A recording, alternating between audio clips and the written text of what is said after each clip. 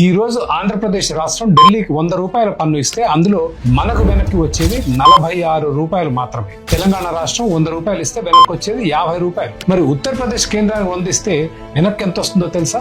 333 రూపాయలు. అవును, మీరు సరిగ్గానే విన్నారు.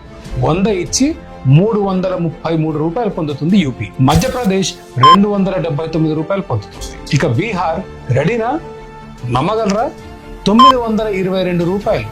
100 రూపాయలు ఇచ్చి 922 రూపాయలు పొందుతుంది బీహార్ రాష్ట్రం. పోయిన నెల అంటే జనవరి 2025 నెలలో కేంద్రం రాష్ట్రాలకు తమ వాటాగా డబ్బు పంపిణీ చేస్తే ఆంధ్ర, తెలంగాణ, కర్ణాటక, తమిళనాడు, కేరళ రాష్ట్రాలన్నిటినీ కలిపి 27,000 కోట్లు ఇస్తే ఒక్క ఉత్తరప్రదేశ్ రాష్ట్రానికి 31,000 కోట్లు ఇచ్చింది. ఢిల్లీ పాలకులు సవితి తల్లి ప్రేమతో దక్షిణ భారతదేశాన్ని దోచి ఉత్తర భారతదేశాన్ని పోషిస్తున్నారు అనడంలో అతిశయోక్తి లేదు.